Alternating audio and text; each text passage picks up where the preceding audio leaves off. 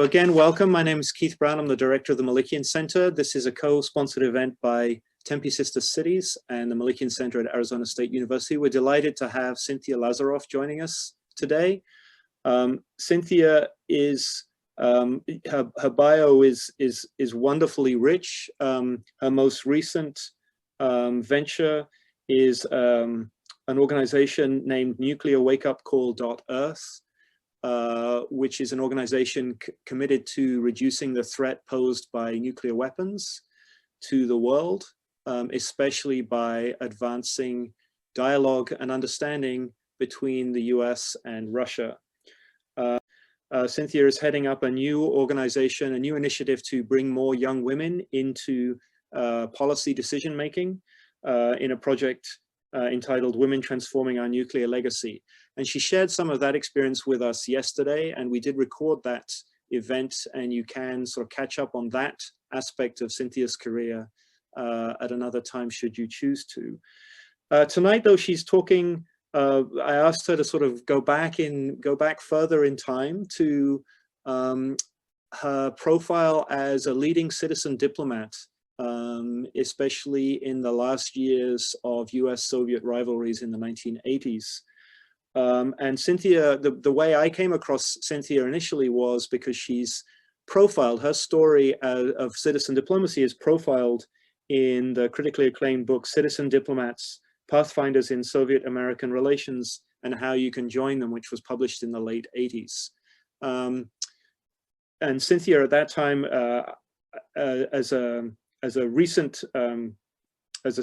having graduated in politics and Russian studies from Princeton University, then went on to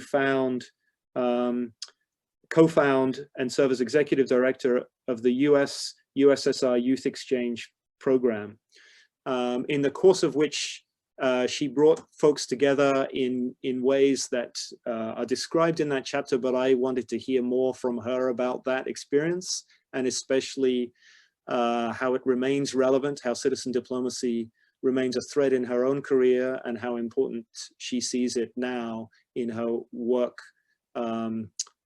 working on this track 2 element of bringing peoples together as well as governments. I've heard a lot of people talk about how, especially in recent times, in recent US policy making, the role of the citizen diplomat is more significant than ever. And it was something that I know was central to Tempe's leadership at a time when the US was withdrawing from, for example, the Paris Treaty. Tempe was one of many US cities that decided to stay in and continue to operate according to those principles. And Tempe Sister Cities, of course, as an organization founded in 1971 and one of the first organizations to forge a relationship with a country in communist East Europe, with its relationship with Skopje, is an organization celebrating 50 years this in 2021, and proud of that legacy and working out how to carry it forward in the present. So those are the reasons that we have Cynthia with us here, or why I invited, and I'm delighted that she accepted. And I'm going to turn the floor over now to Cynthia, who'll talk for about half an hour, 40 minutes, and then we'll have time for questions afterwards. So Cynthia, over to you, and thank you again.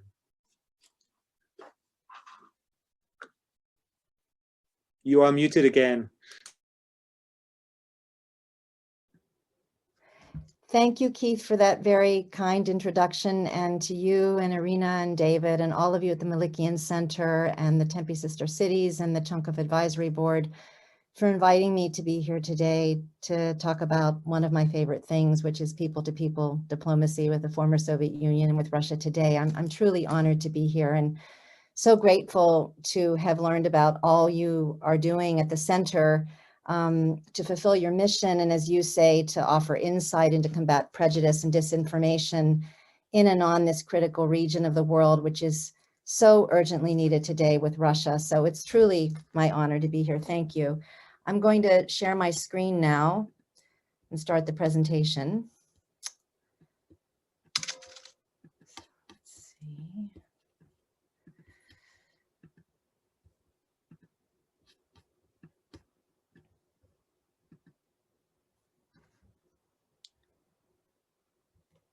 So from as early as I can remember growing up, I heard that the Soviet Union was the enemy, that the Berlin Wall would never come down in my lifetime, that Russians were the evil communists out to take over the world, and that we had to stop them from doing that. And also heard that we were all probably going to die in a nuclear war. And this was reinforced because in my own personal life, because I lived adjacent to a schoolyard where there was a fallout shelter sign on the basement, and we all never wanted to have to go down there into the basement ever, ever, ever. This narrative was reinforced, you know, in my church, at my school, and on the evening news. So this is basically the milieu that I grew up in.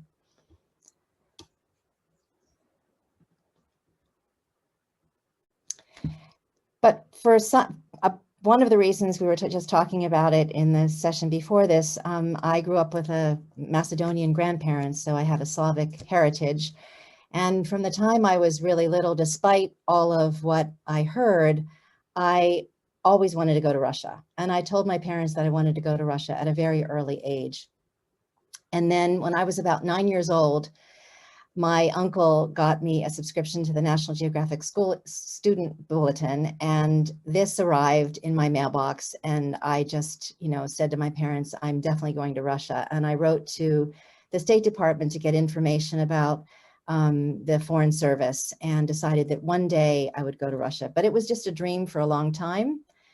That dream came true when I was an undergraduate at Princeton in politics and Russian studies, and spent a semester on the Council on International Educational Exchange semester language program in the fall and winter of 1978. My dorm, my introduction to Russia where I lived, was on the left, dorm number 6, and I studied classes, language and Russian culture classes, in the building that you see there on the right. Out my window was a view of the Hermitage. This literally was what we saw when we looked out the dorm window. When I arrived, the Neva River was not frozen over, but very soon it was. It was the coldest winter. 1978 was the coldest winter in the Soviet Union since 1941, at the height of the war, when a lot of people perished during the war. But I was not there for the view, and I was not there for the weather. I was there because I wanted to meet the Russian people. I wanted to meet the people that my government and the media were telling me were the enemy. I wanted to see for myself what life was like inside the Soviet Union. And what I had the opportunity, even in those times, at the height of the Cold War, to make dear, dear friends. And I made many dear friends. None of my friends bore any resemblance to the enemy stereotype that I had grown up with, and that was so prevalent at the time in the media. And very many people touched me, but there were 2 people who really touched me the most, and they are Olga on the left and Sonia on the right. These photographs were actually taken just 2 years ago. So I met them 42 years ago, but those photographs are in storage in California right now. So I wanted you just to see them. They taught me things that I had never learned before. And they showed me a warmth and a hospitality and really a love that was just so unexpected, and really, you know, touched my heart. They taught me about the importance of friendship. It was at a great risk that they met with me as much as they did. Olga is still a portrait painter, and was then. And from the first time we met and I walked into their apartment, and Blood, Sweat, and Tears was playing on the record player, and I found out that they, like me, were vegetarian, and they were interested in meditation and yoga. It felt like we'd known each other forever. And she said to me in that first meeting, I would love to paint your portrait. Would you let me do that? And I said, sure. And she said, well, there's a catch. You have to come here every day for as long as you're in Leningrad, because I have to feel your soul and sit with you every day. So for me, that was just an amazing opportunity. And of course, I wanted to do it. And they lived in a communal apartment, which meant that they lived in a flat with about 3 or 4 other families, maybe 12 to 15 people, none of whom they chose to live with. They also lived with Olga's mother, Anastasia, and their young daughter, Lisa, 2 years old, in a small room. But they shared this apartment, one small kitchen, one small stove, one small sink, very thin door in the hallway with a toilet and a shower with all of these other people. And by our Western standards, they lived in comparative poverty, but they were the richest people I'd ever met in my life, rich in terms of their spiritual life, their just joie de vivre, everything about them. And they gave me so much. The 4 months went by very quickly. I really was very sad to be leaving. And at that time, we didn't know if we would ever see each other again. And so we asked one another, will we ever see each other again? What does this mean? And what can we do? There was such a huge disconnect between these people who I had really come to love, and the thousands of nuclear weapons that our countries had pointed at each other. So I left saying 2 things, basically. One, I will come back. We will see each other again, and I'll find out something. I've got to do something. I don't know what it is, but I've got to do something about this. Their daughter, Lisa, is now in her 40s, and she's on the lower right. And I did go on to see them many, many more times. In fact, just again 2 years ago, and I took, over the course of the 1980s, hundreds of people through their apartment. So I came home, and the first thing I needed to do was finish my senior year at Princeton. But relations were already tense, and they plummeted over the course of the next year. The Soviet Union invaded Afghanistan on Christmas Eve in 1979. And then President Carter cut off cultural exchanges and announced that if the Soviet Union didn't withdraw from Afghanistan by February 20th, that we would boycott the Moscow Olympics. And then he invited the rest of the world to do the same. And 63 countries, including the US, boycotted the Olympics. So it was a very, very difficult time, with relations going from bad to worse. As I was looking for a way to get back to the Soviet Union, it seemed really that it was going to be almost impossible, because most cultural exchanges had been cut off at that point. And I did find one, kind of at the 11th hour, one teachers exchange program, which was still going. And it was originally founded by the Quakers. And it somehow, even though I'd never taught, they accepted me. And in the fall of 1980, I found my way back to Moscow and Leningrad, this time as a teacher on this exchange program. And I landed in what was absolutely the most extraordinary school in Moscow. And my experience then of Russia and the Soviet Union and Soviet people, Russian people, deepened and went to a much more nuanced level for so many reasons. And there's so many things to share about my time at this school, but I will try to be brief. I would say that there were many teachings, but one of the biggest teachings that I learned at this school was just, I could see the power of how individuals make a difference in their environment and in the atmosphere of their environment. And the first day that I arrived there, the head of the school said to me, Cynthia, this is of course in Russian, in our socialist society, we're going to exploit you. And I said very quickly back, well, I'm from a capitalist country, and you will say that we exploit everybody, so I'm used to it, right? And so we joked.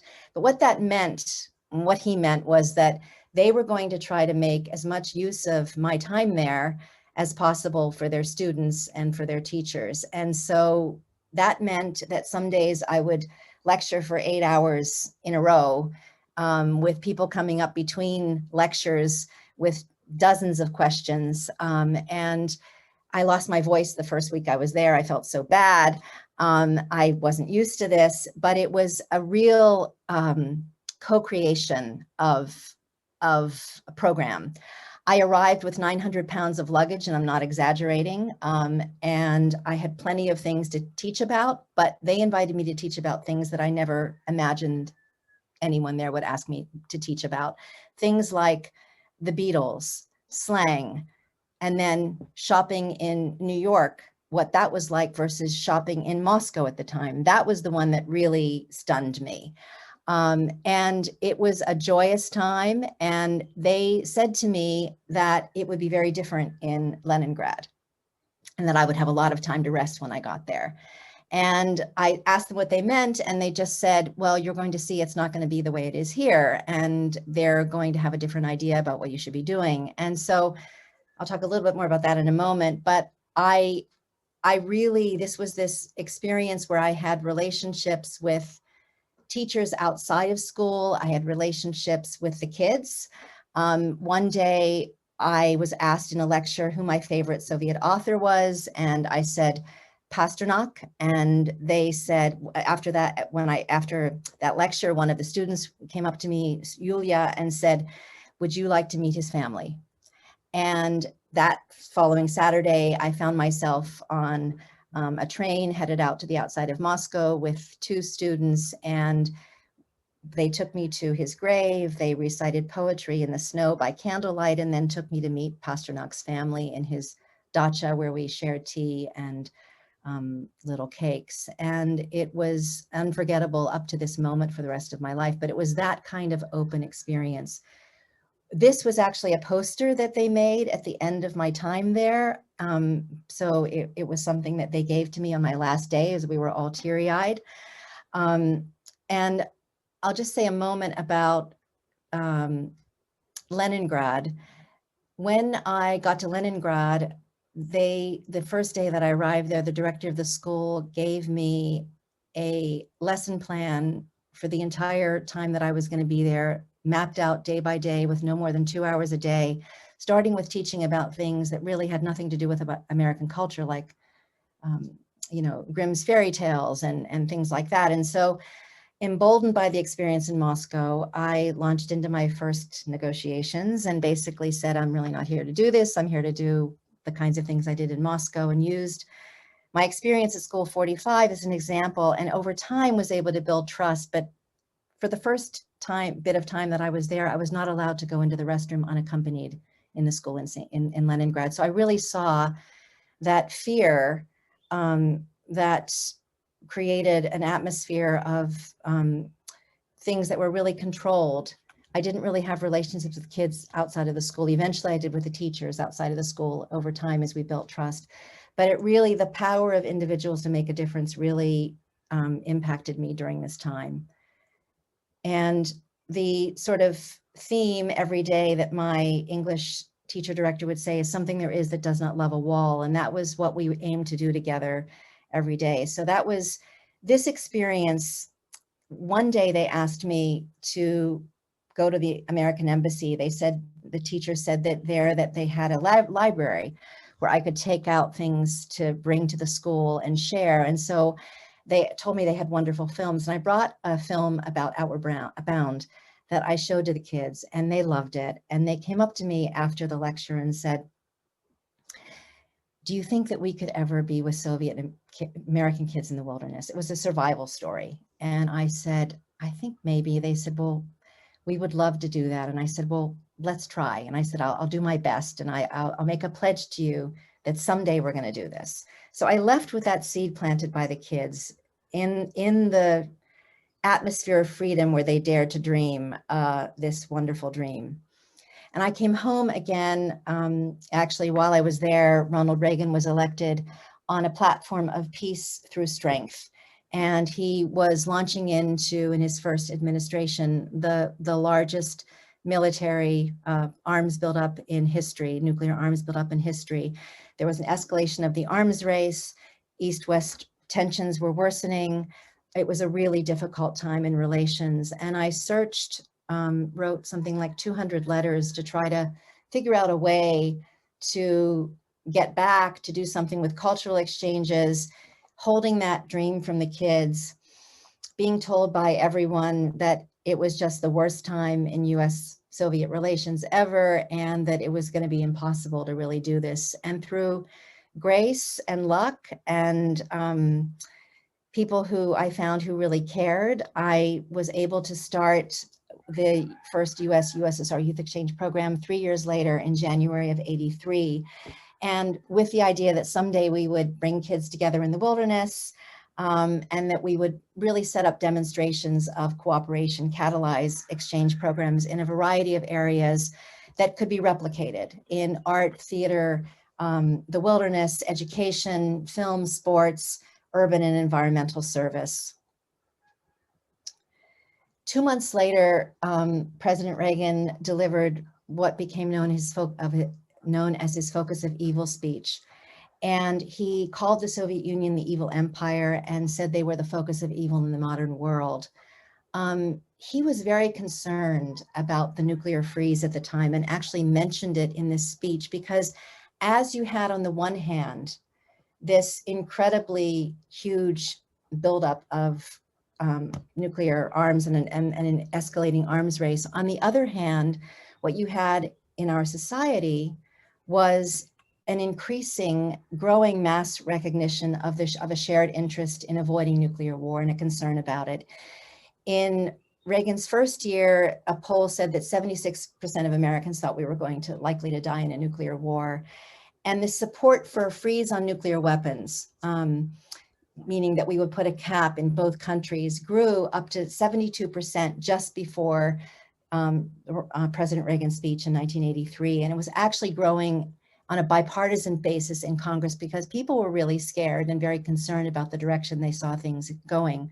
So with this happening in the society, what we saw emerging was that people, when I started the youth exchange program, there were really not very many people doing the work. There were maybe a handful, maybe less than 10 of us, 10 organizations starting to do this work. But over the course of 1983 and then into 84 and 85, we just saw more and more and more people. It became a groundswell, peoples from all ages and backgrounds coming together, taking initiative, mobilizing, wanting to create a new story, creating new models of leadership and diplomacy, and unifying into a coalition that really helped to change history, reduce the nuclear risk, helped bring an end to the Cold War, and transformed US-Soviet relations.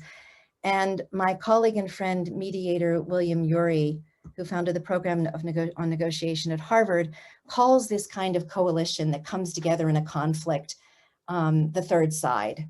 And I'm just going to say that what we didn't really think about at the time and didn't know we were doing is we were actually becoming third-siders.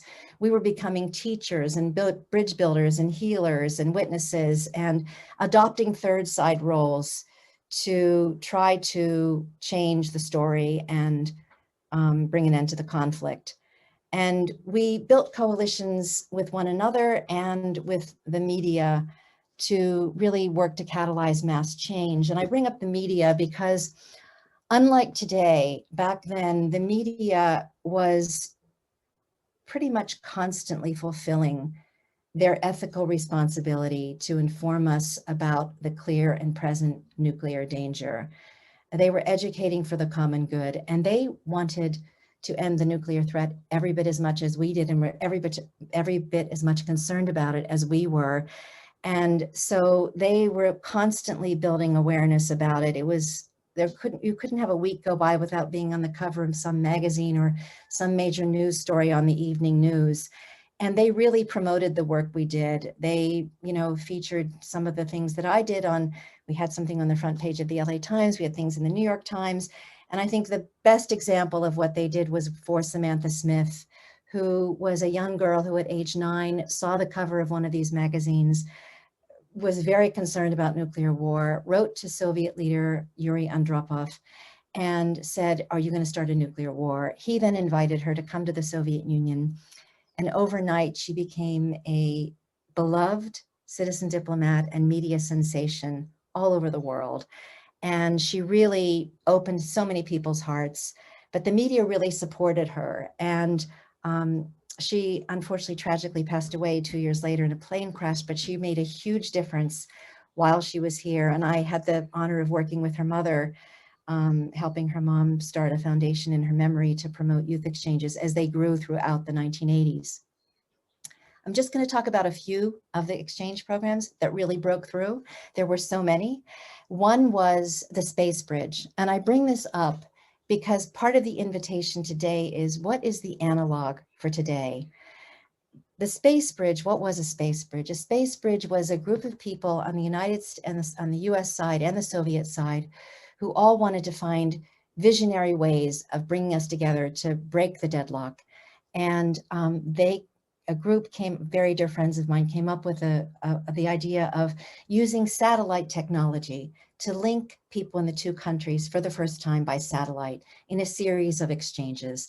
The first big space bridge was a link between the US Rock and Roll Festival in Southern California, which had 600,000 people, and a studio in Moscow. I was a volunteer working the phones to connect the operators to help with the satellite technology at this space bridge. But the space bridges really brought people together at a time when we had no social media, when it was a risk often for Russians to meet Americans. There was no way to really communicate by phone easily because there was something like 3 phone calls a day that you had to book at least a week in advance. Then you sometimes had to wait 12 hours for the call. I know because I did that with waiting for calls from my parents when I was a student. So it was a very different time. But we created the space bridges, friends did, and then growing numbers of people that then moved on to talk about very substantive issues like the world after nuclear war, Chernobyl, nuclear issues. Eventually, our leaders, our elected leaders, the parliament and the Congress came together to have talks about things like human rights and like military buildups and arms reductions. This was later in the 1980s, of course, joint missions to Mars. It became a window to open up many things, and it eventually broke into the media mainstream. And if we have time, I'll show a few clips later. We also had doctors, lawyers, architects, firefighters, people from all walks of life. And John Mack, who was a professor of psychiatry and a specialist on childhood trauma at Harvard Law School and the Boston Children's Hospital, not Harvard, Harvard Medical School. And a team from the International Physicians for the Prevention of Nuclear War wanted to go to Russia to interview Soviet kids about nuclear war and their fears and the trauma. It had already been done in the United States in a study. And so I went as the interpreter and consultant, and we interviewed kids. And the interviews were then broadcast nationally in both countries. Again, the doctors becoming teachers, healers, bridge builders, the media sharing and showing the concerns and the desire for peace. The IPPNW went on 2 years later to win the Nobel Peace Prize. I don't really have time to say much about this, except in the middle of all of this in 1983, we had something really tragic happen where relations plummeted still further. And on September 1st of 1983, a Korean airliner strayed into Soviet airspace. And the Soviets said that they thought it was a spy plane, and they shot it down, killing all the people on board, including 63 Americans, including a congressman, including a friend of mine, a classmate from Princeton. It was devastating. On that day, I was hosting that night a gathering of 200 people in a donated venue on the water in San Francisco to celebrate the potential of citizen diplomacy and the birth of the youth exchange program and the sort of our coming out party. I was awakened by a call from my mother that morning saying, "Are you canceling?" I said, "What are you talking about?" And she said, "Have you seen the news?" We spoke to our MC, who was Apollo astronaut Rusty Schweikart, who also was engaged in citizen diplomacy, bringing cosmonauts and astronauts together, talking about seeing the world as one from space. And we said to him, "Rusty, what do you think? What do we do?" And he said, "It's more important than ever." And he went on to lead and MC an evening where people were able to deal with their anger, their fear, their sadness over the tragedy, and then come around to that at times like this, when relations are so bad, the way things like this can be avoided is when there's better communication. And this is why exchanges and contacts and people to people are more important than ever. So we saw more and more people going. I took a group in September of '83, right after the KL was shot down. And this group was different than any other I'd ever taken. This group, everyone before leaving made a pledge that they were going to speak to at least 10 or 12 or many groups when they came back. And some of them ended up speaking to this day to thousands of people and are still doing this work. It was an amazing moment to see the birth of this movement sort of coming into a groundswell. Then we had something that was a total game changer that happened. Again, the media playing a third side role as a teacher. In November of 1983, we had the broadcast on ABC of the movie The Day After, which depicted a full-scale nuclear war between the United States and the Soviet Union and the impact on a small community in the Midwest. It was devastating to watch.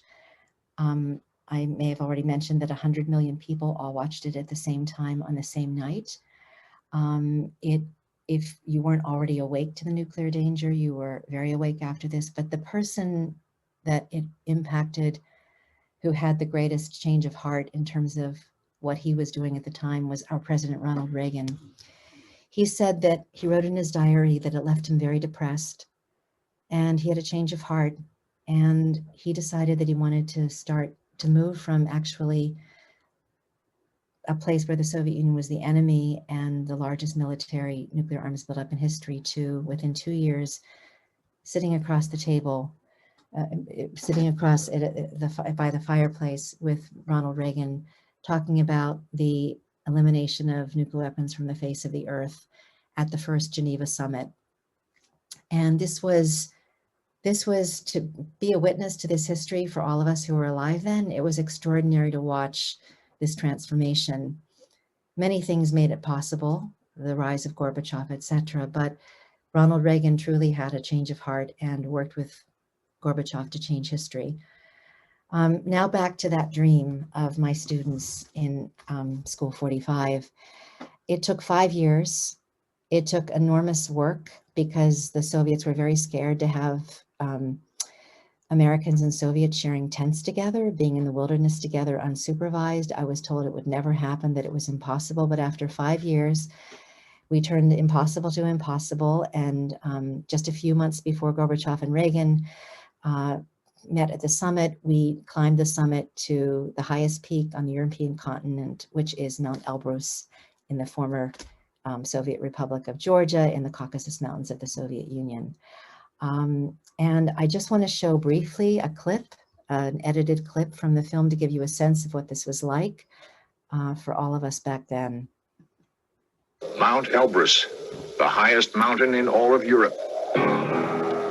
Summit, 18,841 feet.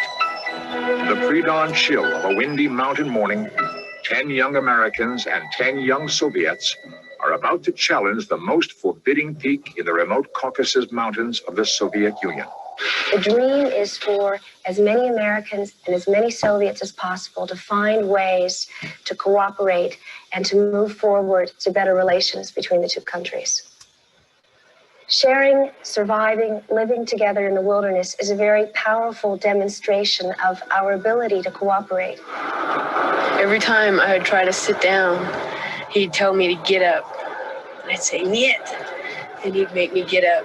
And we'd start hiking again. And he'd say, "Down." I'd say, "Niet." Up. And so he'd make me get up and start hiking again. And knowing that the rest of the trekkers are at the top made me keep going. Alexei Kokhlov carries a handmade Soviet flag, and Troy Shortell brings an American flag that's been passed down from his grandfather. When I went up to that summit, and I stuck the ice axe in the ground, and I was there with one of the other Soviet kids, and he did the same with the Soviet flag. It was the meaning of the trip for me.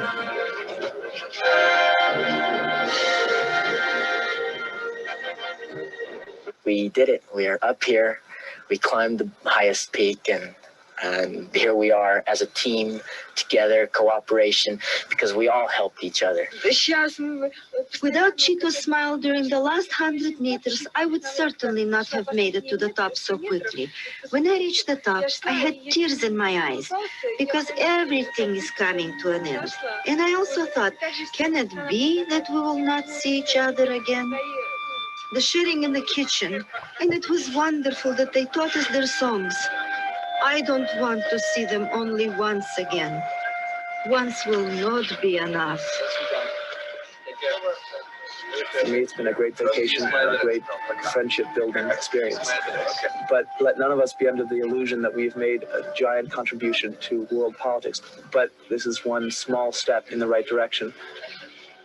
A small step, but it's a step. It had to be made, and I'm glad I'm here to help make it with everybody else. Once you've been through something like this, you're bound to be closer, more honest with each other, because you can't lie to each other on the mountain. We must rise to the challenge of better Soviet-American relations, just as we rose to the challenge of the Caucasus. Every step forward is worth it. We don't have anywhere else to go.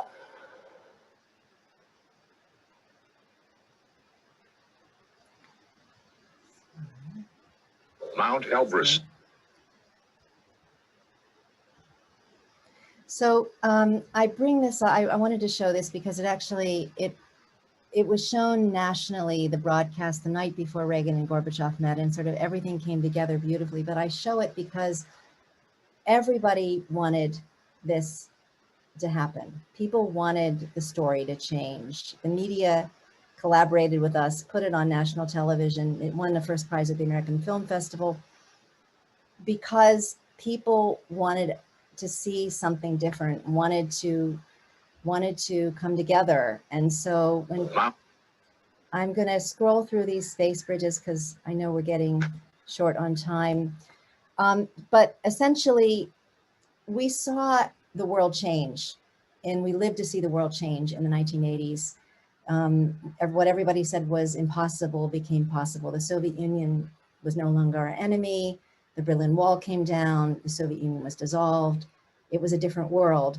And I thought I could stop worrying about nuclear war. And as I spoke at length about yesterday, we're actually at a greater risk today. As I was awakened to this while making a film about it, we're at a greater risk of a nuclear catastrophe today, says former Secretary of Defense, U.S. Secretary of Defense William Perry, and former Soviet leader Gorbachev, and many of the other top experts. We're at a greater risk today than at any time in history. And so we find ourselves in a place where relations are at a new low. It's like deja vu for those of us who lived through the 1980s. And it's in many ways only worse because at least back then we were aware of the nuclear threat, and most people are blissfully unaware of that threat today because of all the other challenges that we're facing, and for many other reasons as well. And so we ask ourselves, well, what's it going to take? And how do we break through and do something to change our story in 2020? After I went through the Hawaii false alarm in 2018 and was reawakened to the nuclear danger while making the film, I started a nonprofit called www.nuclearwakeupcall.earth. And we're working to reduce the escalating nuclear danger, to work towards the elimination of nuclear weapons. And we're working in many different ways. But today I'm going to be talking about citizen diplomacy, the ways we're working there, and cultural exchanges.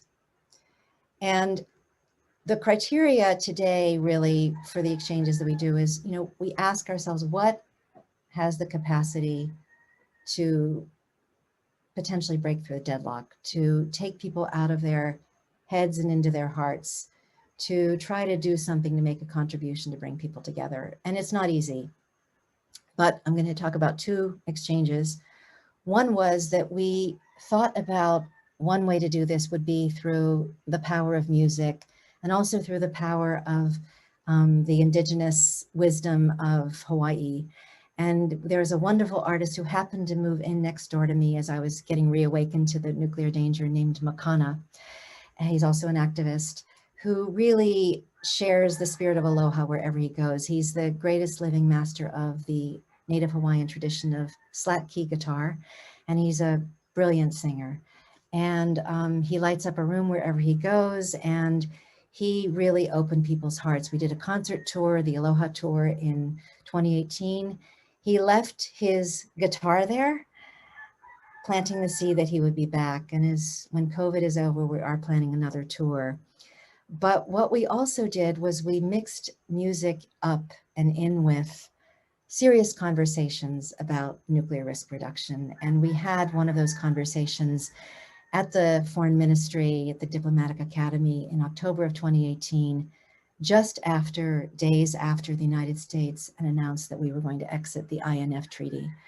And the mood was somber. The Russians who got up to speak, a general and other officials, all spoke of their great concerns about the threat. We talked about ways that we could address reducing the nuclear risk, but it was a very somber evening. And then Makana started to play and began to speak. And at one point he said, you know, and he said this spontaneously, we have these ABM treaties, the INF treaties, we have all of these abbreviations for all of these treaties that are collapsing and or have collapsed. And he said, but what we need is a BFF treaty, best friends forever. He said, we just need to take matters into our own hands and tell our governments and tell our leaders that we're going to be best friends no matter what. And, you know, it may sound naive, but it completely shifted the energy, the tone, and it moved to an evening of hope and promise and possibility of what we could do together to reduce the nuclear risk and restore the dialogue, which has been absent largely since the events in Ukraine in 2014, the nuclear dialogue. So it was an amazing experience for all of us. I don't have time to show this, but we also were invited into just declassified Russian nuclear bomb shelter. We were the first Americans to go inside. I was supposed to be going down to be interviewed about the Hawaii false alarm. And I said, Makana, bring your guitar. I want you to, the acoustics are going to be amazing.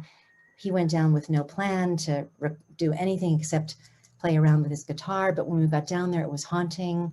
It was scary. It was devastating. I felt really physically ill at what I was experiencing. That changed not a thing since the Cold War. They didn't fix it up. It was just like it was back during the Cold War in the labyrinth where people were going to try to survive not far from the Kremlin. And when we got down there, Makana was silent for a moment, and then he took a breath and just did a Hawaiian chant.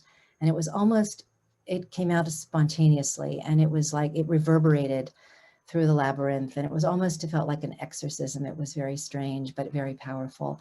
And then he started strumming his guitar and playing a Hawaiian song, and then he stopped and a song poured through him on the spot spontaneously that has become a music video called Morning Armageddon that I will put the information in during the chat, the link for that. But I highly recommend it. It's a beautiful song about stopping the nuclear threat. The artist playing a third side role. I'm just going to touch on this other exchange we're doing in the Bering Strait. We are also asking the question how to break through the deadlock, bringing elders together in the Bering Strait, indigenous peoples actually of all ages, in the place where our countries are have a border that's less than 2 miles apart, a place where there's been an escalation in incidents in the air and in the sea that could escalate to a conflict between the two sides. I'm in a place where the people who live, the indigenous peoples on both sides of the Bering Strait, are part of the same tribe, artificially separated by a border. They used to cross in boats to see one another. We're working with indigenous elders on both sides to come together for a festival for peace, sharing prophecy, culture, environmental projects, and as, again, a demonstration of how we can cooperate for peace. The last thing I'm going to share is that we had a session at the Foreign Ministry on the history of, yes, if you can believe it, 200 years of Kauai-Russia relations, which do exist. And it was a seminar about this, and we were invited to speak about Hawaii for about about Kauai for about 5 minutes. And this again was right at that time when we were announcing the exit to the INF Treaty. So again, it was a somber evening where everyone stood up and expressed their sadness and their concern about where we were headed. And in asking myself, well, what can we share? I decided to share a greeting from an Indigenous elder here, which is just about 30 seconds. And I'll play that for you now. This is Sabra, who's an Indigenous elder here on the island of Kauai, and this was her message that we shared. Sorry, I'm having a little trouble here. Here we go. There is a tremendous need for everyone to be tuned in, to listen to ho'olohe, to the rhythms of this earth.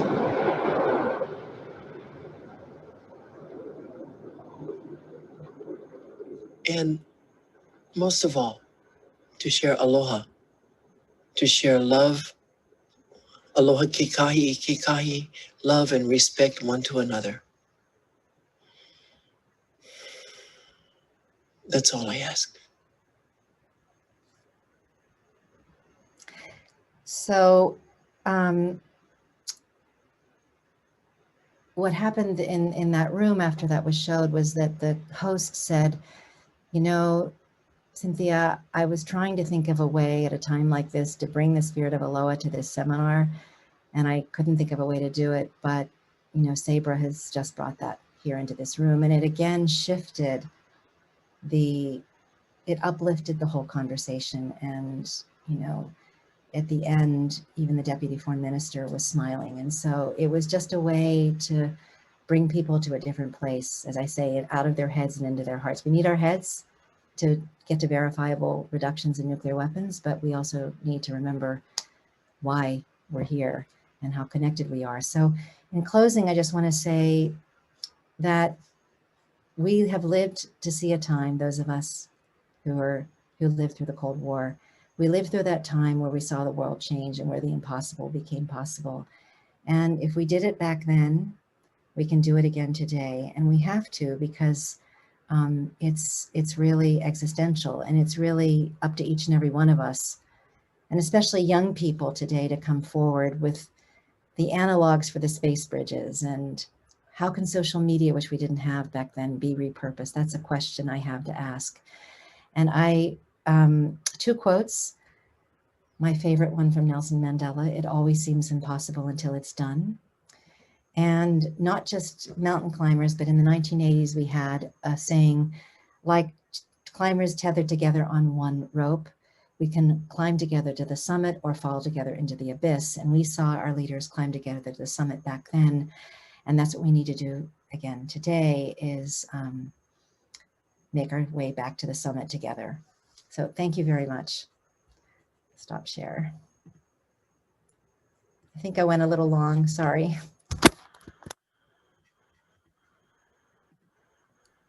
Great, thank you, Cynthia. That's wonderful. Thank you.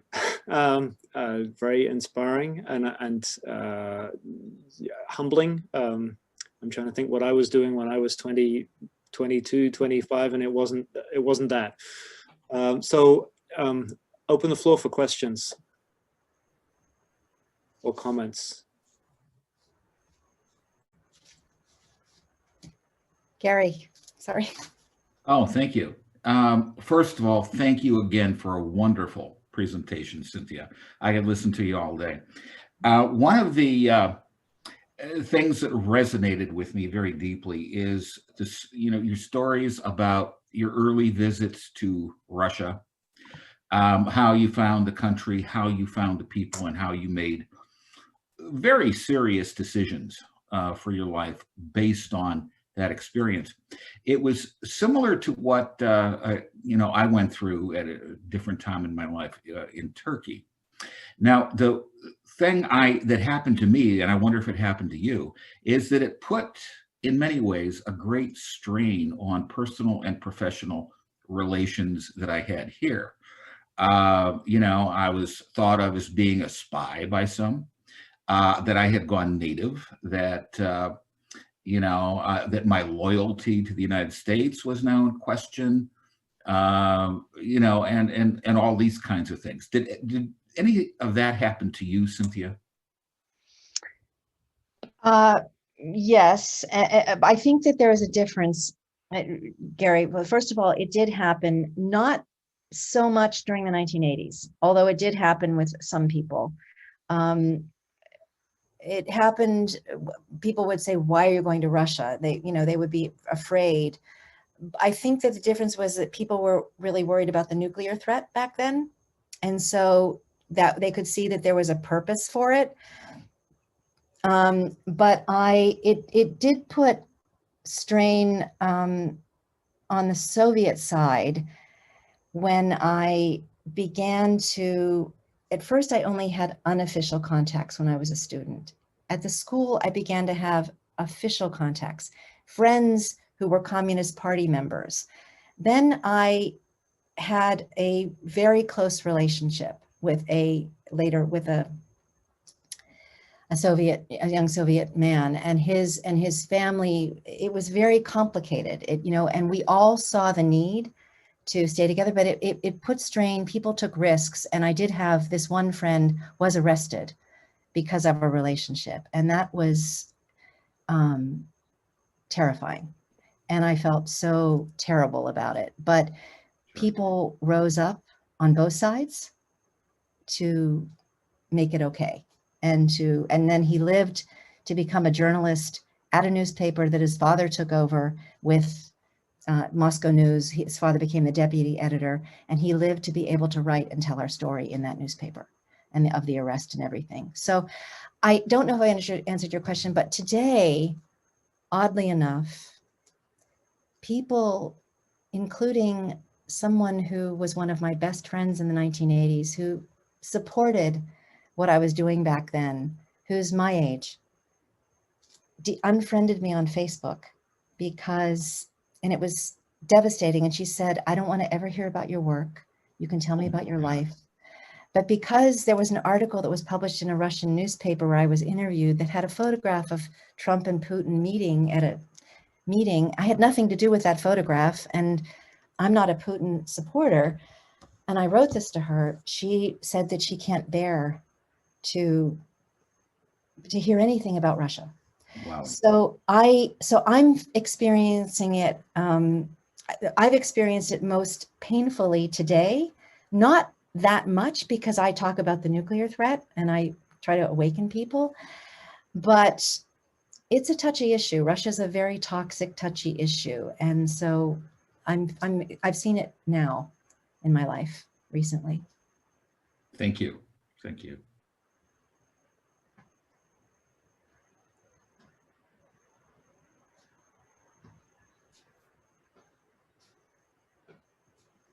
So Cynthia, this is Keith again. I have a question. So I feel that experience when you were describing that experience of meeting these two folks in the apartment and realizing, looking past the apparent poverty of what they were living in to recognize the richness of how they lived. Mm-hmm. I'm curious what you think the analogy for that is for young people now, because I hear what you're saying about the analogy, what we can do with social media for the space bridge, but it's that sort of experience of recognition that that sort of spiritual wealth takes different forms that I know, and I know I've got some colleagues from Tempe Sister Cities here. It's something that I feel like when we're trying to encourage 17-year-olds to be open to that kind of transformational experience, you had prepared for it, and it was sort of you were following up on something you had thought about and read about for a while. How do we do you see any difference in whether the kids are open to that kind of exposure? Partly because there isn't that radical difference that you saw isn't as available now in some ways, and so it's easier to sort of latch on to material things being the same, and so not see that difference. I'm just, I don't know how to, I'm not sure I'm framing this well, but do you think it's as possible for people to have that kind of transformational experience of intimate encounter now, when in theory there's so much noise and sense that we know about other countries already, that we don't take the time to have that encounter? Are you speaking specifically about Russia or in general? Or Well, both? Yeah, I guess, I mean, so yours was a Russia experience. So I guess let's ask about that, because obviously there are, it is possible to have radical encounters with different socioeconomic circumstances. You don't actually have to travel around the world to have them, right? We could imagine kids from one zip code exchanging with another zip code in the US and coming face to face with radical different circumstances, but also different levels of spiritual connectedness. But I was thinking about the Russian experience. Well, I think that when you actually, and this is very relevant to sister cities as well, that I just want to say that, again, that they have played such an important role in so many areas in the world, and certainly in the US-Soviet relationship and in the transformation of that relationship. And I do see cities as the place where we can actually make connections that can make a difference, and that can go beyond the contact and whatever we're doing together. But I think that, to answer your question more specifically, I think that by getting oneself into a situation where, like into the Bering Strait, like into an environment that takes you out of your normal, whatever normal is today in COVID, but takes you out of your everyday life and creature comforts, for one thing, and puts you together into a situation where you feel, in whatever way the expression is, the stakes. So that if you're, for example, mountain climbing, or if you're, we spun off many programs after that mountain climb for different groups, but we also sort of were the midwives to a program that was modeled on our program, rafting, river rafting. I did a lot of work on ocean and coral reef conservation for 20 years, and we had a research vessel where we had kids from all over the world, and we had a program in Bali where we brought kids into the wilderness in Bali at a research station where we all worked together on environmental projects. That we worked on ocean conservation, we worked on tree planting, we worked on cleaning up plastic together. So I feel like and there are two existential threats that we talked about yesterday that we really have to be focused on solving together. They're global threats. We can't solve them, as a single country, and that's the pandemic and climate change. So there's this idea that, again, my colleague William Ury and many have talked about this, but he's talked about it. One success story, he wrote the book Getting to Yes To, one thing that everyone can say yes to is planting trees. So let's make it a global effort to plant those trillion trees. Let's make it a competition, a healthy competition, but let's also collaborate. Let's do it in pairs and groups.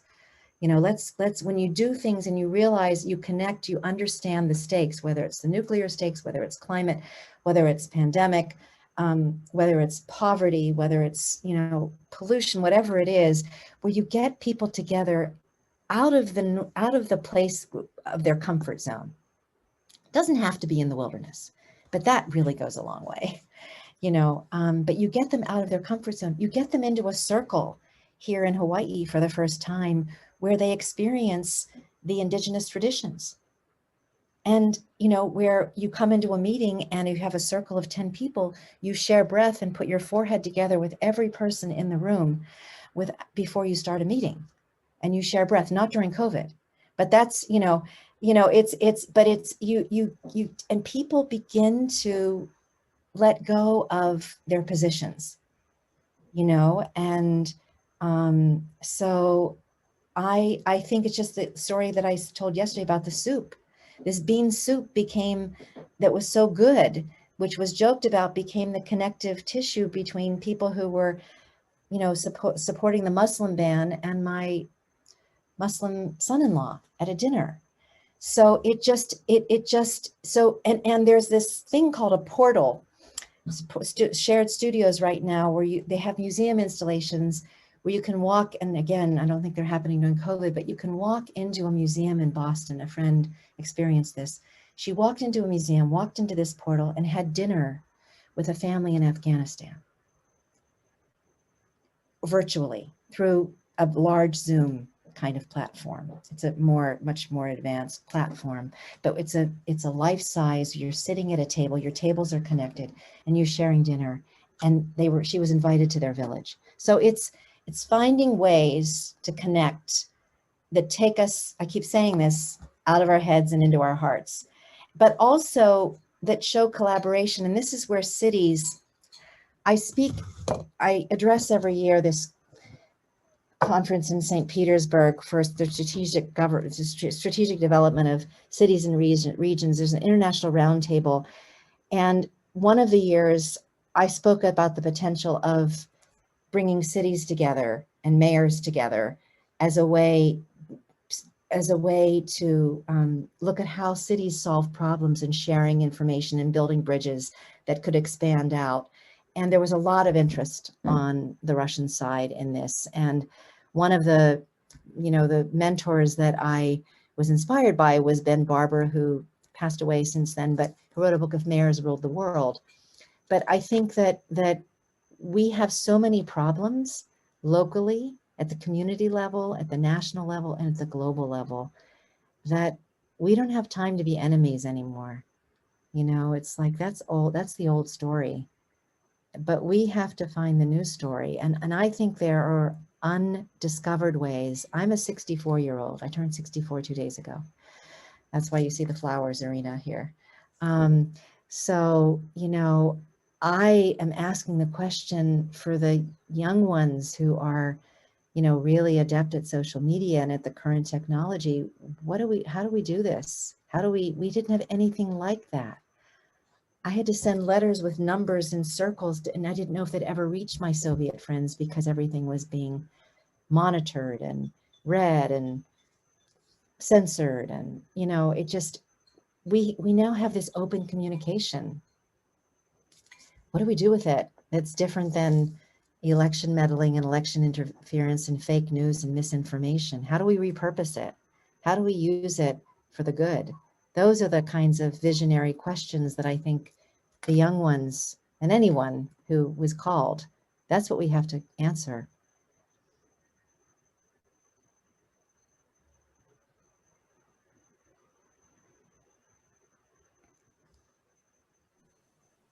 I see a question in the chat. Yeah, Gail, do you want to unmute yourself and ask? Sure.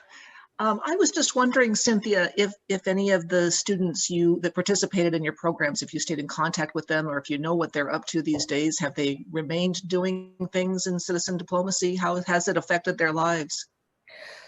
Well, thanks to Facebook, which, there's the downside and the upside. I've stayed in contact with a lot of them, more of the well, it depends on the exchange program you're talking about, but I've stayed in contact with a lot of the Americans in the Caucasus program, because they went on for some years after that. And many of them have gone on to do really amazing things. One of them in particular that I can think of, just two examples. One of them, a young woman named Susan Cutting, went on for the next decade after her experience in the Caucasus. And she went in 1986 on the next year trek. She went on to do environmental work in the former Soviet Union and created an environmental project and did this for almost a decade. And we're still connected. And then another woman in the same year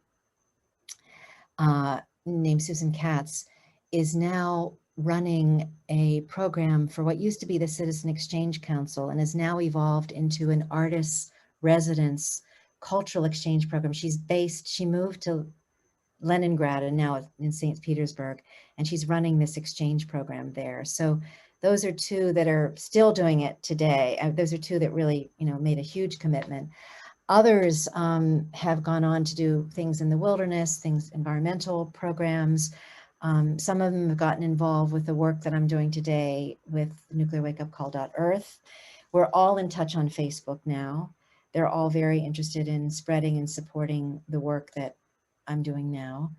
And I've stayed in touch with some on the Soviet side as well. One of them, another one of the students, I'm just thinking there are many, but another one of the students has created an online language program, and one of the programs is Russian, so she's training lots of Russians in English and Russian translation and language issues, and she's very connected and doing, has been traveling back and forth until COVID.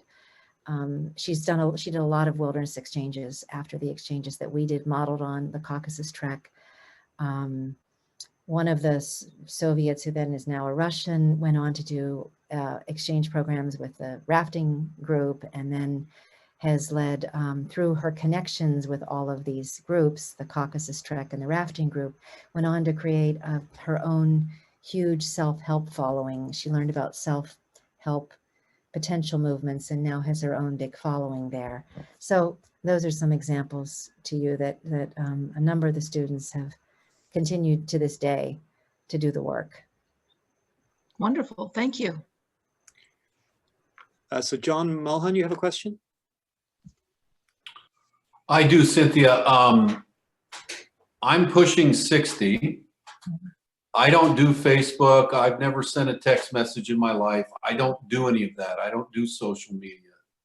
But let's say all of a sudden I started using social media. If you were in control of social media, what would you like to see it say, and how would you like to set it up, the perfect platform for you? Because I think social media is a problem. That's just my opinion. So how would you like to see it set up and run? That's a really profound question, because I have my own major issues with social media, and I'm only really on it for the work, honestly. That's really why, in fact, I had to go onto Twitter when I published my article, and I couldn't believe it. I just thought, oh my God, and I will say that, how could it work? How would it work the way I would like to see it work? That's a challenging one for me, because it's so entrenched. But I think that I would like to see that it be that there would be communities that aren't just kind of siloed, because it's so the algorithms right now have siloed us on social media. So I'd like to remove the algorithms that silo us. That would be probably the biggest thing. I'd like to follow the recommendations as to reinvent it, to follow the recommendations of the people from the documentary that's on Netflix right now called The Social Dilemma, to address their concerns. They wrote the code, they set it up. I'd like to reinvent it, to kind of start, if we could start all over from square one, take away the algorithms, stop the separation, so that we're just getting reinforced by the people that happen to be in the algorithm that is supposed to be getting us to watch the most ads, and with the people that we're hearing the same things from. Open it up, take the divisions away there. That's number one. I keep thinking about something that I created for sustainability, and what the analog would be for the nuclear work, but it's almost like that you would come on and you would, be asked, what have you done to make the world a better place today? It's almost like, and what would you like to do? And then, and then in the specific areas, we created a model called the Circle of Sustainability, which I don't have time to show you right now. It's on my personal website under sustainability, which was a repurposing of internet technology for bringing people together for the good of the whole, creating a model of sustainability with the 9 planetary boundaries. And I think one would need to do that for peace. And there are plenty of those models out there. but you would find a way where you could integrate into some place every day where you could make a difference and you could connect with someone who, you want to meet your enemy today? You want to meet someone who is supposed to be your enemy today? You know, it's those kinds of things. I mean, this would take some doing, but I would see it getting repurposed that way. And I would see it becoming a partnership with the media. It's almost like you would have a day where you can't say anything negative. Go through a day where you don't try to get so many likes by spewing out hatred and venom. I mean, people, I see people getting 200,000 something on Twitter saying things that are just so ugly. It's almost like, and you can't control what people say, you don't want to censor, but it's almost like the invitation is there to show a different way. And that's what we did with this, that you would create a model to show a different way of what would it be like if we were all working together for peace and for aloha and, you know, the spirit of aloha. And we put at the center of the circle of sustainability the Hawaiian values of aloha and caring for the earth and caring for the land, which are all central values in the Hawaiian culture. And those were out from there came everything else. So you come with it's a shared space that you create together. You co-create it. And you ask the question, how do we create a space for peace? And then you go out from there. But you invite people to go into their hearts. That would be an interesting experiment too, actually. You know, could be a good documentary. I like those answers. I appreciate that. Thank you.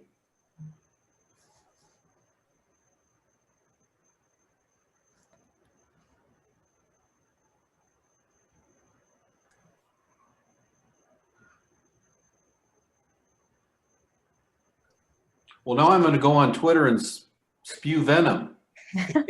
Just kidding. I have to say that I didn't really understand or know what Twitter was. And for the nuclear security community, for US-Russia relations, within that siloed community on Twitter, it's been an extraordinary place to connect and meet people where I have found incredible support and I've learned so much. And so people that have reached out to me on Twitter have become key partners for me in projects or inspired projects that I'm doing today. My women's project, so many things have been, and there has been this purpose that social media on Facebook has served too. Friends of mine from high school who have never done anything with nuclear weapons, who I haven't spoken to since 1975 or seen, or coming to the women's sessions. Unbelievable to me, because we reconnected on Facebook. So that's the power. That just shows you people can, and there's so many good things that do happen as a result of Facebook. It's just that it's being controlled in a way that's not helpful, and it's actually harmful for money, for commercial reasons. Well, I saw the social dilemma as well. And see, since I don't do any of that, I see it in my job. I mean, I deal with a lot of the younger generation and I see what's happening because I don't do it. And I watch that show. So unfortunately, there is a lot of negative that they're using social media for. So good luck with that. You can do it. I know you can change the world. You can do it. I can I'll feel add it. I'll add it to my list, John. Well, I think it's easier than you think. I personally do. So good luck with that. Thank you. I'll be part of it. Thank you. Great. This is a very, very civil and orderly group. So people are asking in the chat to ask a question. So Pepe, go ahead. Cynthia, first of all, thank you for sharing your story and your experience. You know, I was able to actually remember some of the events. And as I didn't grow up here, you know, at that time, the country that I lived in was called Yugoslavia. So I remember those events from a little bit different aspect than whatever the news were reported there. But it's just so interesting that, you know, when it comes to a personal level, we all have the same worries. We all have very similar desires. So there is that element that connects us all.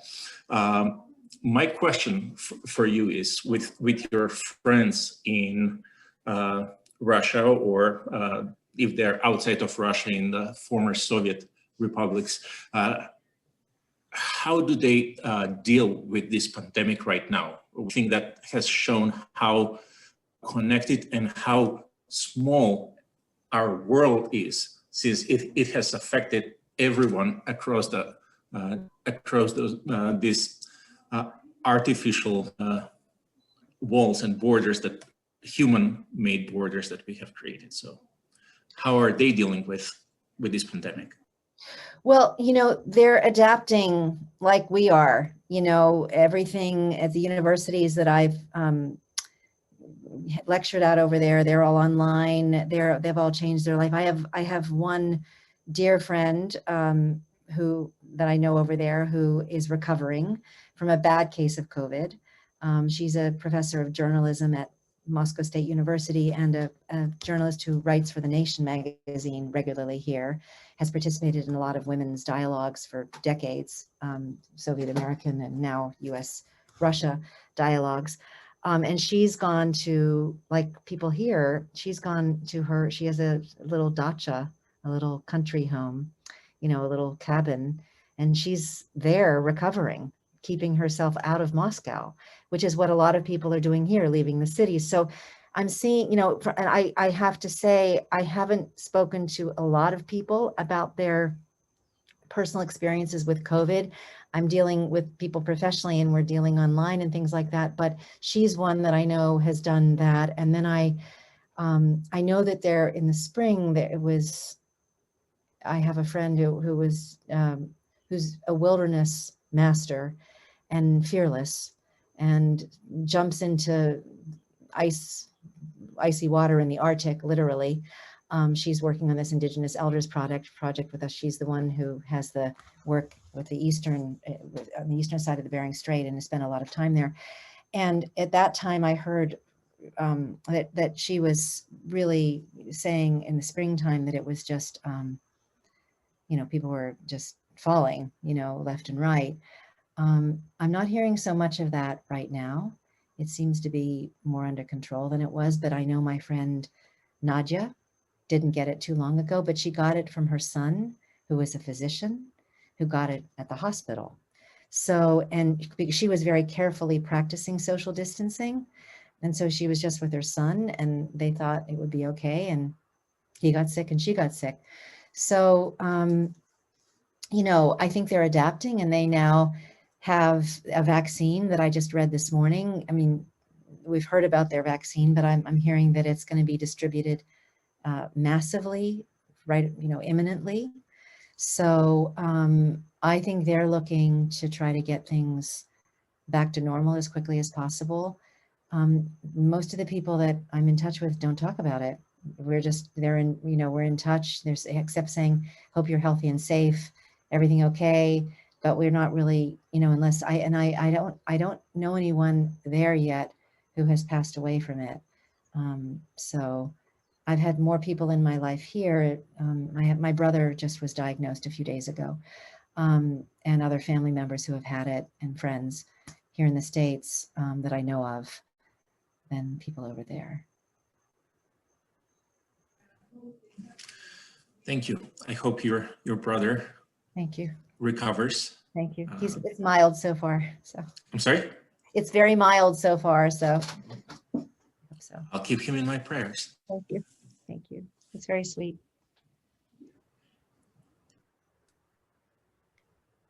So we're coming up on 7:30. Irina is leaning forward as if to ask something. Yes, please. No? I kept thinking you were going to ask a question, Irina. I'm sorry, no. This is very fascinating to hear about, but that's just how I'm sitting. I'm sorry. Yes. Thanks for putting me on the spot, though. I appreciate that. I mean, it really, you know, being one of those enemy children, right, in Belarus, being born in 1983, Wow. This is definitely, you know, a lot of familiar, but a lot of making the familiar strange for me. I'm an anthropologist, so that's how I think of these things all the time. But that trek to Mount Elbrus, like I'm gonna have to find that full video and watch it. That's just amazing. Did you get to spend time in Georgia beyond that? Like, did you get into Tbilisi? Like, Oh, many times. oh, great. You've been to Tbilisi, right? As for research and other, yeah. No, I love Tbilisi, and I went there first as a student in 1978, and then I was part of, since I feel very comfortable with this group, I was connected to a telepathy experiment in 1983, 84 between a group in Tbilisi and a group in the Bay Area where I lived in San Francisco. Wow. And I took the group and I was there as the guide that brought the two groups together. And it was an amazing experiment. And then we went into Tbilisi with every trek that we did. We went into the town there, and I had very close friends there, the people who were the hosts of the telepathy group on the Soviet side, and who was a Georgian healer, the son of a very well-known Georgian healer and a sports psychologist. And so I loved, we went into Svanetia, which is in the film, Not to go. Talk about going back in time, like Lubojno, the Macedonian village of my grandparents. It really was going back in time, and we happened upon a wedding there, and they invited us to the wedding party, and it was just, and that's in the film, that's in the Caucasus film. Wow. So it was really, Svanetia was just hauntingly beautiful, and I was there several times too. So it's wonderful. Okay. Keith, any recommendations about finding the film or getting access to it? Well, I'm in the conversation with Keith. I have it. I have been trying to track down the director who has the rights, and I have not been able to find, because I want to put it online because so many people want to see it, and I'm able to use it for personal use, and I'm sure there'd be no problem with it. But my goal, and I'll let you all know, is to get it onto, I have a nuclearwakeupcall.earth YouTube channel, is to post it there so people can see it and use it. And I can arrange to get you guys a copy for your personal use anyway. So I will make a note to do that, so that you guys can use it just as you want to use it personally. And if you want to show it to your students. So I'll make sure that I get that. And I also sent David links to put in the chat related to many of the topics that I spoke about. I don't know if there are any questions, but the one thing I'd love to show is just 1 minute of a space bridge. So you can get, because before we leave, I have so many space bridges to show. I could do a whole course on the space bridges, and I'm not exaggerating. I've got so many clips of different kinds of exchanges, and I just gave you a small little taste, but I'd like to at least show you one, which broke into the mainstream, which was based on the play Peace Child. I took the playwright there. It was a play that was co-written by children in areas of conflict, in many conflict areas in the Middle East, and then eventually in the United States and Soviet Union, performed thousands of times. And then it broke into a space bridge mainstream between and it was broadcast in Minnesota, between a group of Soviet kids and American kids who co-wrote the play and then performed it live via satellite. So I'm just going to show you 1 little minute of it before we leave, because it's really, I'll share my screen. It'll just give you a taste of the potential of how we repurposed the technology specifically. And let me go to my presentation, which is where, oh boy. Let's see, no, that's not it, sorry. Mm.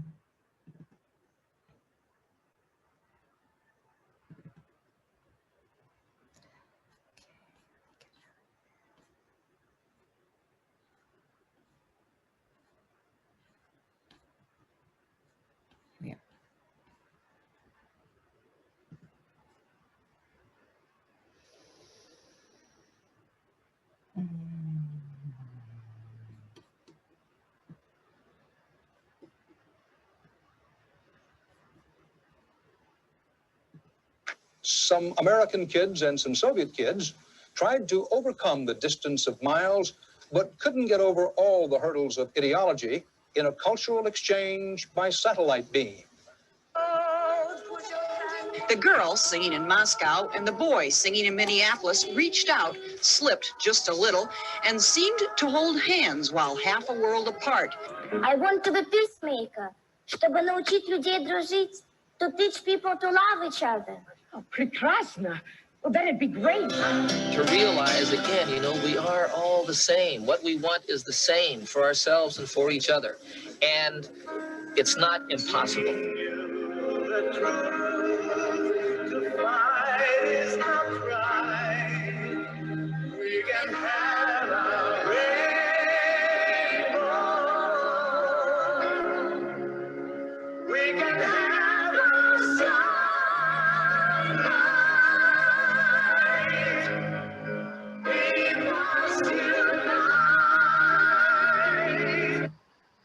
Anyway, that gives you, stop the screen share.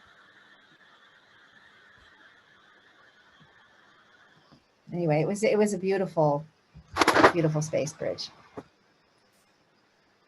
So thank you so much, Cynthia. Now, I posted earlier in the chat, and we'll send around. There is, I don't know if you've heard it, there's quite a lovely podcast on the space bridges that was done, that I listened to earlier in the fall. Somehow they didn't get you involved, but the telepathy experience, Peace Child, they sort of walk us through all of this. It's a wonderful podcast. So I'd love to hear it. I'd absolutely love to hear it. And David, if you could make sure that everybody gets the list of the links to that would be really grateful. I'm just having trouble with my chat. Yeah, they're in the chat now, but we can also just send them out in an email as well. Thank you for putting them in there. Thank you. They're there already. Thank you. Thank you. So please, thank you again, Cynthia. If people want to unmute and join me in actually a real round of applause. Thank you all. Yes. Really and wonderful. Belated day. Thank you for all you do. Really, really inspiring. Thank you so much. Thanks, Cynthia. Thank you. It was wonderful, Cynthia. Aloha, as we say here. Thank you. Thank you, Cynthia. Bye-bye. Bye now. Thank you.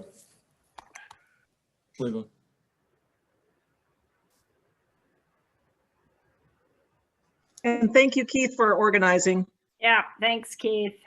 Oh no, Keith, it was terrific, Keith. Thank you so much. Thank you, outstanding, Keith. I think we'll get her back to talk to the to the kids. Maybe I don't know what she's. Yeah, that'd be awesome. We've got to get the kids that go to Bali involved in that program if it's still going on in Bali in the summer.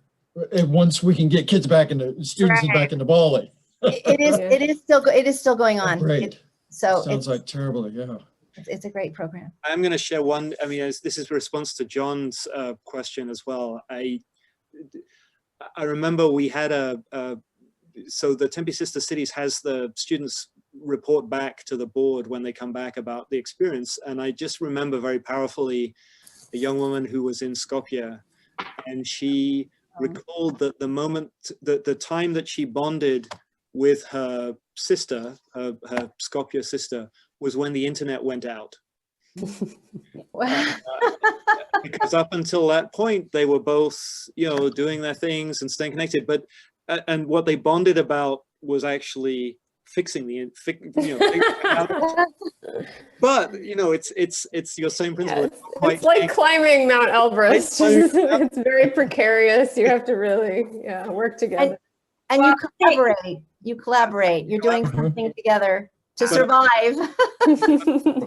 But I love your sort of thought of like, can we harness the technology to create that space where people are kind of cut off from their regular world? Because at the moment, it's, as John was saying, it's so integrated into people's everyday world that it's almost like that's what you have to remove to get to that moment of intimacy. But if we can figure out a way to plant a tree online, like what is the online version of planting a tree? It also allows people. Because I mean that, and I also love that quote from the film You can't lie to each other on a mountain. It's really powerful. So thank you so much for. Well, Keith, it can happen. It can happen. You just have to start it. It can happen. Right. Yeah. Well, John, you can get on social media and get started and help us. Count me out. Okay.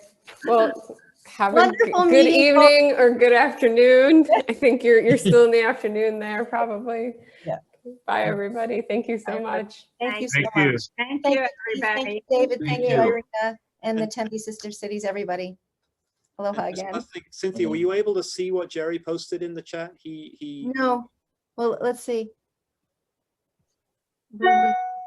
he just said, I well remember participating in air raid drills, crouching under our school desks with arms covering their heads. Fast forward to Kosovo, where Jerry taught summer school in 2011, 2012, where another faculty member was a Russian retired NASA engineer. And he told me that he and other Russian children did exactly the same drills that we were doing. What an amazing story. What a beautiful story. That's the connection. That's the shared experience, you know, that brings us all together and inspires change. Thank you for that. That's beautiful. I was really surprised by it. He wasn't, because he lives here and he knows Boris understood it because he lives in the US. He worked for NASA for years. But I was shocked. I didn't know they were doing it. Though the Russian kids were doing it. Yeah, it's amazing that it was going on in both places. Yeah, I haven't heard these stories, so. He said they were telling us that the Russians were going to bomb us. We had an air raid siren. It went off every Thursday at noon, and loud enough to wake the dead. And Boris said that they did the same things. And I said, but they told us that the Russians were going to bomb us, and we probably are going to die if not from the bombs, from the fallout. And he said, well, they told us exactly the same things about the Americans. Wow. Yeah, it was the enemy story on both sides. Hmm. Well, she gave a perfect example of Reagan, Yeah. you know. But they actually somehow made a distinction better than we did in the Soviet times between the people and the government. It was fuzzier on the American side, in my experience. Well, he was, you know, opposed to the Russians. They're terrible. And then he saw the film. Yeah. Well, maybe, but Boris was no fan of Stalin. I mean, there was no doubt about where his loyalties lay. This is the U.S. is the greatest country in the history of the world, and he didn't want to be. I mean, he was really one-sided about it, and he remembered the Stalin period and what happened, and so he didn't try to see both sides. He only wanted to see one side. But he was not a humanist. He was an engineer. He said that he sent his vice president, George W. Bush, H.W. Bush, over to space scientists because they heard that Gorbachev was going to get rid of them. George W. Bush came over and said, we don't want you giving these scientists to our enemies. And Gorbachev said, well, we can't afford them. And Bush said, well, we'll pay for them. We'll take them off your hands. So he said that Bush gave him then a list of about 100, the Russians gave Bush a list of about 130 names willing to part with. And that the CIA vetted those down to about 80. Some of them they didn't want. And they took the 80. Wow. Yeah, and NASA gave them all jobs. This guy worked in Huntsville and Houston and, you know, the different NASA places over his whole career then. And then when I knew him, he was teaching at a small college after his NASA career. He was a smart guy, but I learned a lot from him.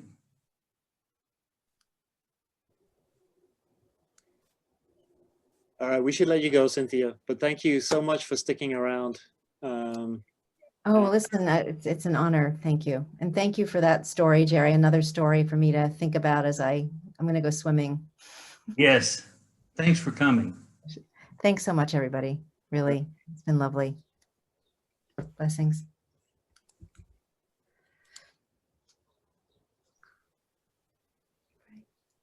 Thanks, everybody. Have a good swim. Thanks. Take Thank one for you. me. Remember Thank getting my dolphin at the age of 6 so I could go and swim in the pool all by myself. You had to paddle in the deep end for 5 minutes. Thank you. Thank you. Thank you. Okay, take care. Grow some fins. Okay, I will. Thanks so much. Bye-bye. Bye-bye.